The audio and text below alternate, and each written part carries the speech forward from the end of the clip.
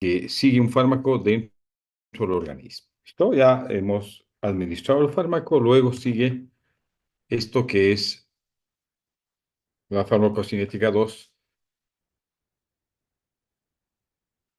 Muy bien, espero que la diapositiva no esté cubierta por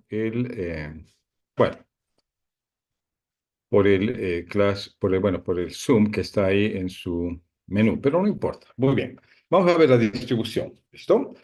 Es el proceso a continuación después de administrar un fármaco, el proceso que continúa a la administración de fármacos. ¿Ya? Permite la llegada a diferentes regiones de nuestro cuerpo gracias a un mecanismo que está establecido por el grado de ionización del fármaco y otros factores como el flujo sanguíneo o el sistema circulatorio, ¿ya? También influye en la distribución la unión o no a proteínas. ¿Estamos? Entonces, en este acápite de distribución vamos a ver algunos factores que ayudan a la distribución adecuada de fármacos y algunos factores que limitan la distribución de fármacos.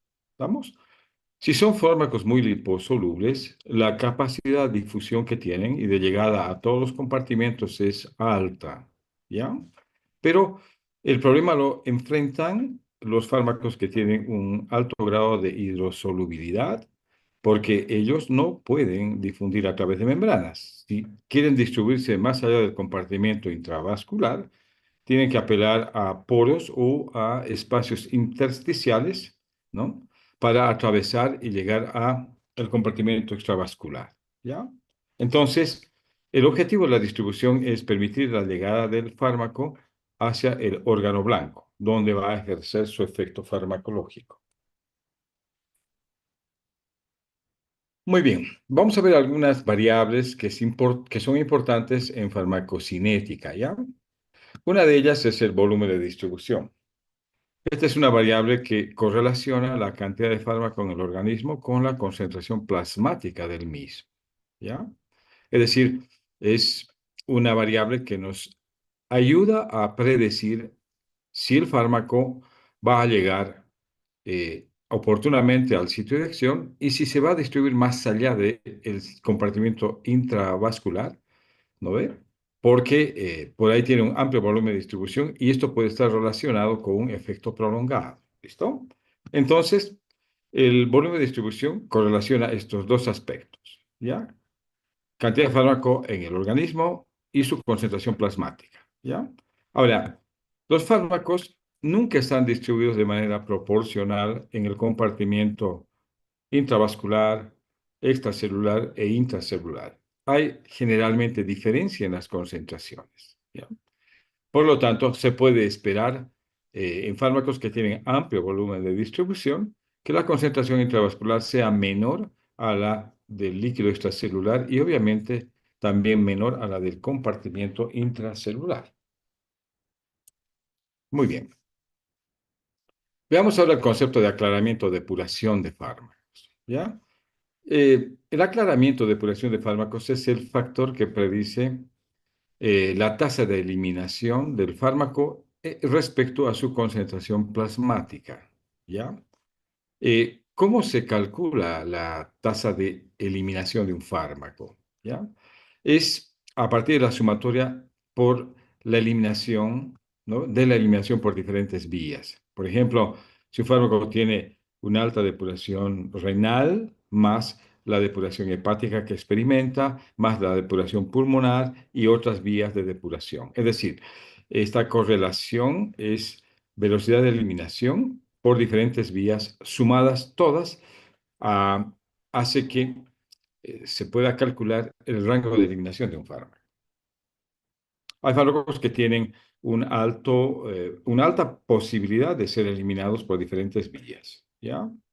Es decir, son vías llamadas no saturables y son vías dependientes de flujo, como vamos a ver en un momento.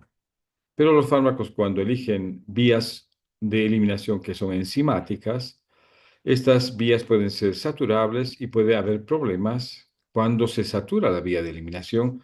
Y este es otro tipo de cinética llamada de orden, es decir, de orden cero o de primer orden, que hace que sea muy cuidadosa la dosificación. Tengas que tener cuidado con la dosificación porque es muy probable que produzca esa acumulación, ¿ya? En cambio, en las eliminaciones de pendiente de flujo, hay una amplia posibilidad de depurar un fármaco, es decir, por diferentes vías, ¿ya?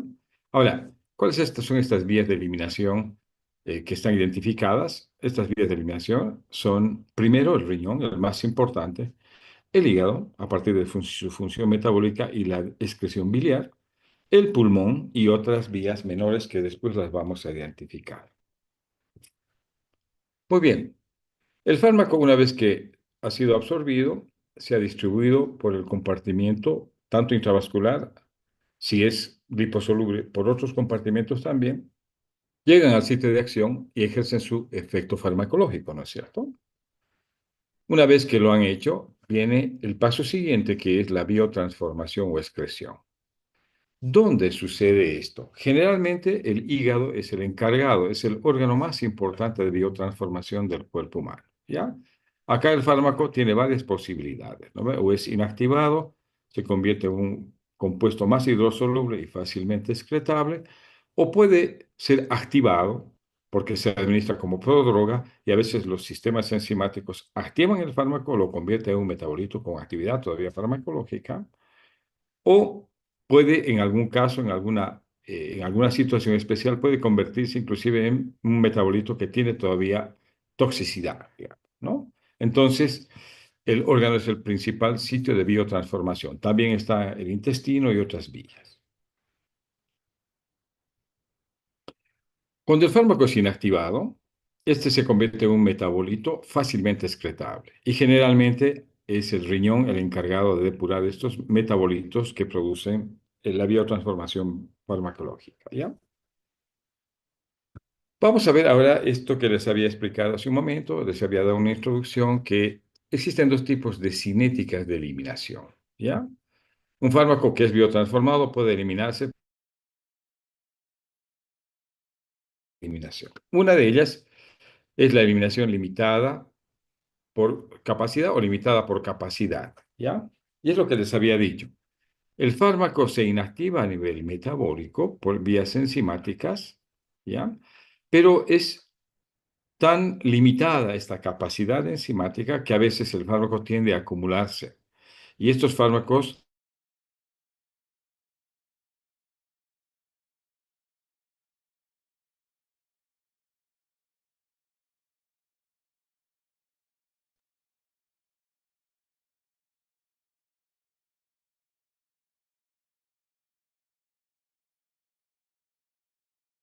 ser la misma vía de inactivación de otro fármaco. En el caso este, se saturará más fácilmente y producirá efecto tóxico, ¿me entienden? O sea, porque compiten por la misma vía de eliminación y se satura con mayor facilidad, ¿ya?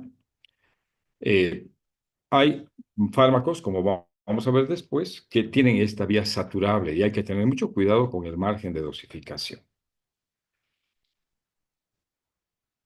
Dice, estas vías saturables determinan con mucha precisión la cantidad de fármaco que vamos a administrar, o sea, nos dice cuidado con la dosis y también la velocidad de dosificación con la que debe administrarse el fármaco, ¿no? Si viene especialmente por vía intravenosa. Hay otra eliminación que se llama dependiente de flujo, ¿ya? Lo que les había dicho, esta es una vía muy amplia, con gran capacidad, porque depende del flujo sanguíneo hacia el órgano que es el principal determinante de la eliminación. En este caso, el flujo renal y el flujo hepático son determinantes, ¿ya?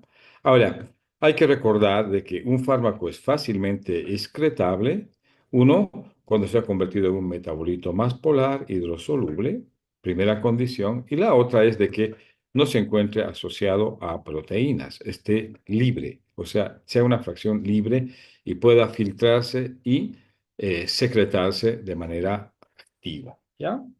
Entonces, esta es la eliminación dependiente del flujo. Gran cantidad de fármacos tiene esta cinética de eliminación. Poca cantidad de fármacos tiene la cinética saturable.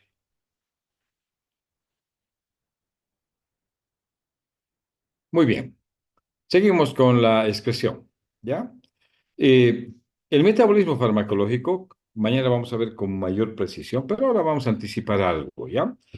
Eh, permite que sustancias que han tenido ya una actividad farmacológica sean neutralizadas terminando su acción farmacológica, ¿ya? Aunque a veces el efecto puede perdurar, digamos.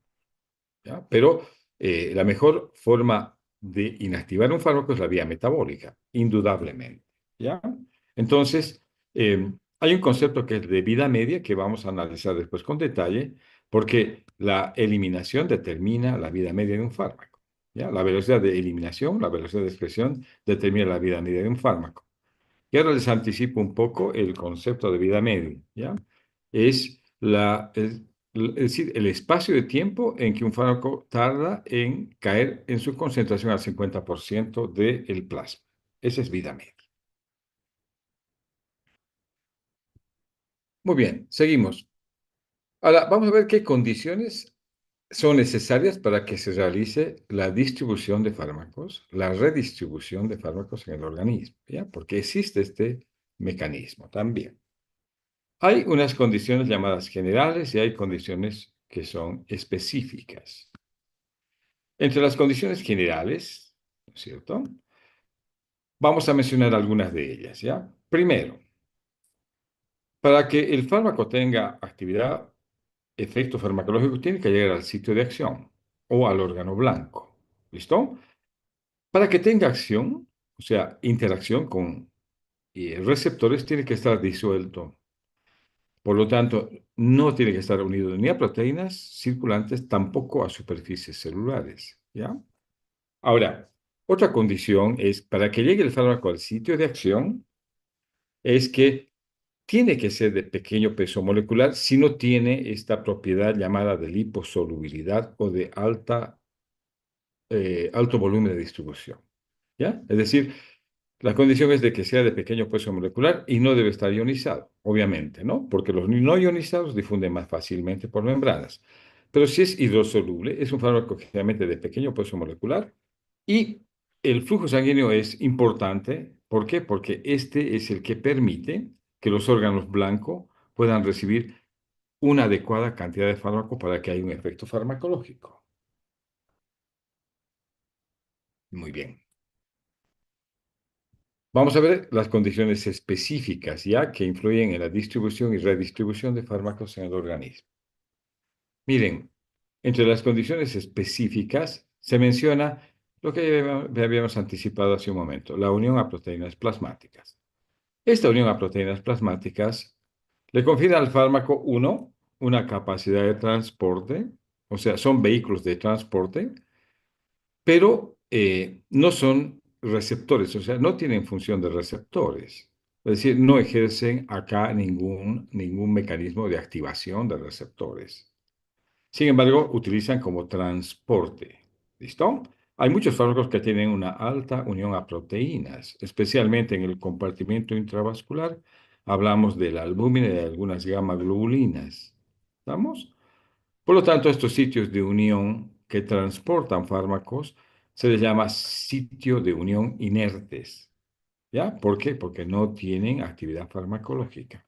Ahora, una vez que han llegado al sitio de acción, si estos fármacos no se separan de este sitio inerte, no van a tener actividad farmacológica. Entonces, una condición específica es que el fármaco libre de su unión a proteínas recién puede ser activador o inhibidor de receptores. ¿Estamos? Ahora, fíjate, esto es importante. Cuando hay fármacos que tienen el mismo mecanismo de transporte, pueden competir por el sitio de unión a estas proteínas y uno de ellos puede desplazar al otro, por lo tanto, producir más fármaco libre y por lo tanto producir mayor intensidad de efecto. Por eso que desde el punto de vista de la farmacocinética se puede producir interacciones medicamentosas a partir de este mecanismo de transporte. ¿Ya? Muy bien, además que el fármaco también para llegar a, no solamente para tener efecto farmacológico, sino para llegar a metabolizarse y excretarse, tiene que estar libre de unión a proteínas. Si no, no se elimina. Muy bien, seguimos con la condición 2, ¿ya? Condiciones específicas. El tamaño molecular. Esto, sobre todo para las moléculas que no tienen un bajo grado de ionización y son hidrosolubles, ¿ya? Este tamaño molecular es importante porque permite esto que es atravesar membranas por este mecanismo de filtración, ¿ya? Es decir, si el fármaco tiene un bajo peso molecular, atraviesa las membranas por filtración. Ahora, si es de mediano peso molecular, necesita transporte activo, ¿ya? Ahora, si es grande el peso molecular, este fármaco no llega a atravesar membranas y se queda en el torrente circulatorio. Entonces, el tamaño molecular define la distribución, interviene en la distribución y redistribución, obviamente que sí, ¿ya? Seguimos. Una tercera condición específica es la liposolubilidad, ¿ya? Hemos dicho, un fármaco con bajo grado de ionización, sea ácido débil o sea una base débil, tiene alta capacidad de difusibilidad porque es liposoluble, ¿ya? Ahora, ¿de qué depende esta condición? Del grado de ionización. ¿Quién permite el grado de ionización? Es el pH del medio en el que se encuentra el fármaco, ¿ya? Un fármaco obviamente no ionizado es altamente difusible y puede llegar a los compartimientos más allá del compartimento intravascular. Llega al extracelular, llega al intracelular, es decir, eh, esto le confiere al fármaco ventajas y también desventajas, ¿ah? Ojo, ¿estamos? Entonces, la liposolubilidad es una condición específica que determina la llegada del fármaco hacia diferentes compartimientos. Otra condición específica es el flujo sanguíneo, ¿ya? Eh, el flujo sanguíneo determina la velocidad con la que las moléculas llegan al sitio de acción, obviamente, ¿ya? Ahora, la eficacia para que haya una buena respuesta es que tiene que llegar en concentraciones adecuadas, ¿ya? Si no, no hay un efecto farmacológico buscado, no hay el efecto farmacológico esperado, ¿ya? Entonces, es importante el flujo sanguíneo porque permite alcanzar concentraciones de equilibrio muy rápidas, ¿ya? Es la llamada concentración estable de fármaco. ¿A qué llamamos concentración estable de fármaco? Es la concentración a la cual el fármaco tiene efecto terapéutico. No tiene ni efecto tóxico, no tiene ni efecto subterapéutico, ¿ya? Y esto es dependiente del flujo. ¿Estamos? Después vamos a ver el concepto de concentración estable con un poquito más de detalle. Ahora, ¿cuáles son los órganos que primero reciben el fármaco, aunque no sea el sitio de acción del fármaco? Son los fármacos que tienen un alto flujo sanguíneo, ¿ya? Y aquí se llaman a flor el hígado y los riñones, ¿ah? Y después están el tejido muscular, etcétera, etcétera, etcétera. Los que tienen más bajo volumen de flujo sanguíneo es el tejido celular subcutáneo y la grasa corporal, ¿no es cierto? En general. Muy bien. Otra condición específica es, obviamente, la solubilidad tisular, ¿ya? Es decir, un fármaco es capaz de difundir a veces a lugares donde el fármaco puede disolverse y alcanzar importantes concentraciones. ¿Listo? Pero, como el caso del tejido celular subcutáneo, cuando este es muy abundante, el fármaco puede distribuirse en todo el tejido y obviamente no alcanzar concentraciones muy altas. ¿Listo? Ahora, la probabilidad de que este fármaco distribuido en un tejido adiposo pueda volver a reingresar por su alta difusibilidad al torrente sanguíneo, esto sí puede darle un efecto prolongado, ¿ya? Y así actúan algunos gases, algunos anestésicos, ¿no es cierto?, que se administran por vía inhalatoria o por vía parenteral.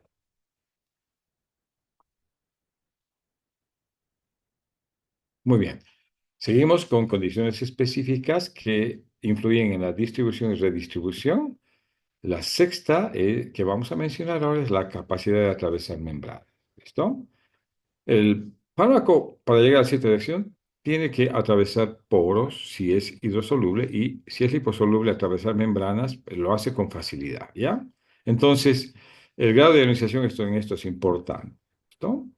Para fármacos que tienen hidrosolubilidad, ya te digo, tienen que ser de pequeño peso molecular para difundir por filtración. Y si son de mediano peso molecular, obviamente necesitan transporte activo. Otra vez repetimos esto, ¿no? Está como repetir esta diapositiva. Ahora vamos a ver qué factores son necesarios para terminar el efecto farmacológico. ¿Ya? Ahora, fíjate, la desaparición del efecto farmacológico, ¿de qué depende? Uno de la biotransformación del fármaco. Sí, de la excreción del fármaco, obviamente. ¿Listo? O sea, dos mecanismos importantes para dar por terminado el efecto o la acción farmacológica. ¿Ya? Entonces, ¿dónde sucede esto? A nivel hepático y a nivel renal, principalmente. Ahora, ¿hay otros sitios donde se biotransforma? Sí, el intestino, la piel, etcétera, etcétera, pero son vías menores, ya de biotransformación. Ahora, hay órganos de excreción que son mucho más importantes, ejemplo, el hígado, perdón, el riñón y el hígado, ¿no? Así en ese orden vamos a ir. Y después están otros sitios, ¿no? ¿Ve? Como el tubo digestivo, la sudoración, la saliva y las heces, ¿no? Cuando el medicamento es excretado por vía biliar. ¿Estamos?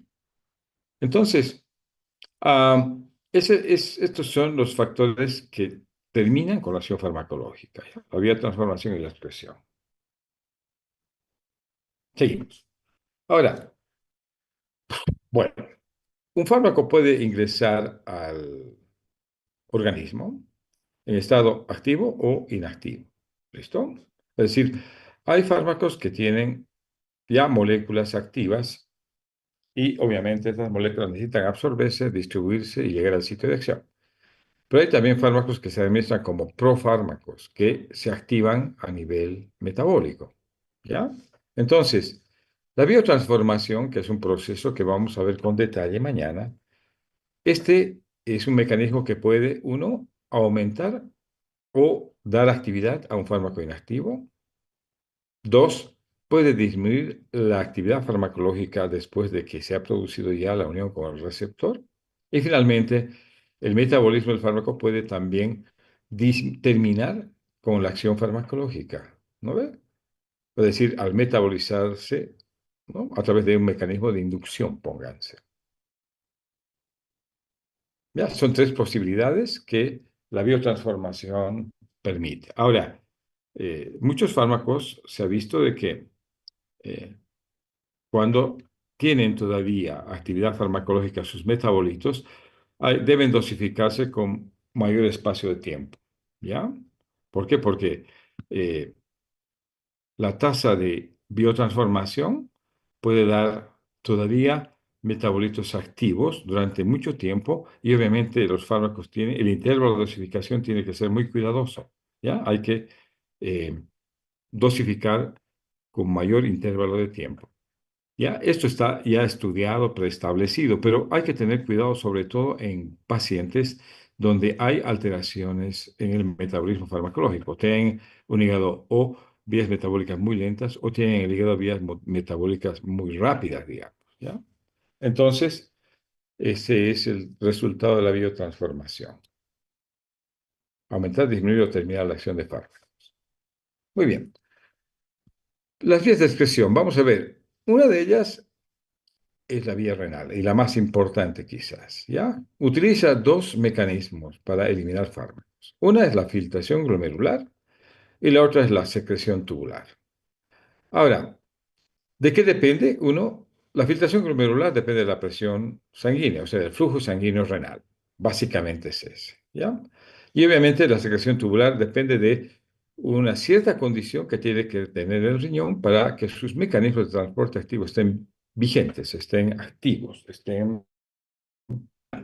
¿Ya? Esa es la condición.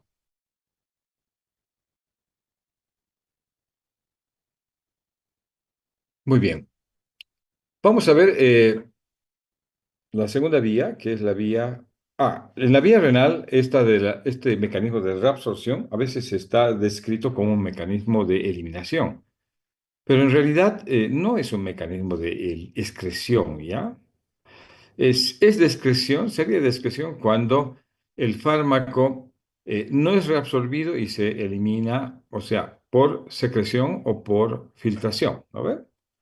Hay fármacos que por ahí tienden a reabsorberse por resorción tubular, ¿ya? Pero en general no se considera como un mecanismo de excreción, ¿listo? Porque al contrario, al recuperar sustancias, si son muy liposolubles, eh, evita más bien la excreción o la eliminación de las mismas, ¿cierto? ¿Ya? Ahora, una condición que ustedes tienen que acordarse es que los fármacos que son ácidos débiles son excretados más rápidamente en presencia de orina alcalina o alcalinizando la orina. Y fármacos que son bases débiles se excretan mayor facilidad en orina ácida, ¿ya? Esto nos permite a veces manipular el pH urinario para, en casos de intoxicación, dar un tratamiento eficaz. Muy bien. Un segundo órgano de eliminación, de excreción, es la vía hepática, el hígado, ¿ya? A través de la biotransformación, sin duda, es la vía más importante, ¿listo? Porque si el fármaco se transforma en un metabolito inactivo y luego es más fácilmente secretado por el riñón o es eliminado por el riñón, bienvenida la biotransformación, ¿no es cierto? Ahora, en algunos casos los fármacos se pueden biotransformar en el hígado, pero también estos son secretados hacia la bilis y la vía de excreción es la vía a través de las heces, ¿ya? Ahora, en algunos casos, estos fármacos, en caso de fármacos muy liposolubles, ¿ya? Pueden volver a hacer lo que se llama la circulación enterohepática. Es decir, se biotransforman, se secretan por la bilis hacia el tubo digestivo, como son tan biodifusibles, son liposolubles, se vuelven a absorber por el tubo digestivo y hacen otra vez el ciclo enterohepático. ¿Ya? Este es un proceso que a veces se explica un poco la toxicidad de algunos compuestos. ¿Ya? Muy bien. Ahora, los que generalmente siguen el camino de excreción biliar son excretados a través de las heces. Muy bien. Ahora, esta vía digestiva es una vía activa, ¿ah? La luz gástrica, la luz intestinal secreta muchos medicamentos de forma activa, ¿ya? Entonces, eh, estos, cuando no se reabsorben, son eliminados por las heces, ¿ah?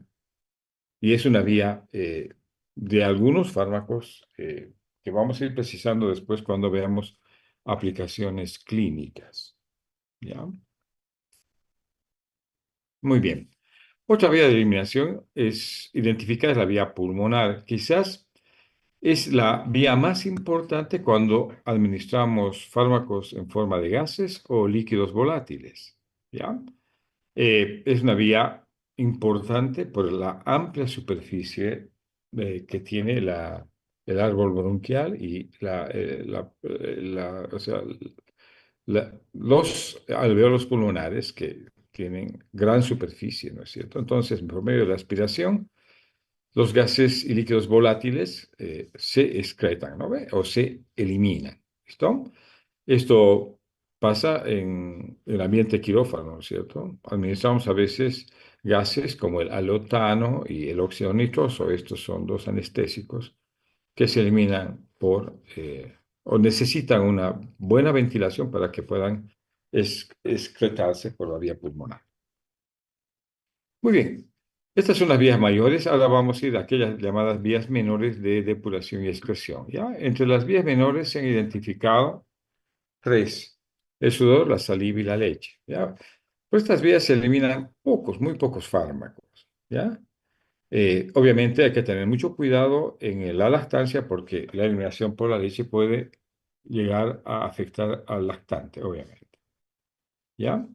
Y en algunos casos, por ejemplo, los que han tomado metronidazol saben de que parte de una porción muy pequeña, le da un sabor metálico, ¿no es cierto? A el gusto, entonces, es por su eliminación por la saliva. Muy bien.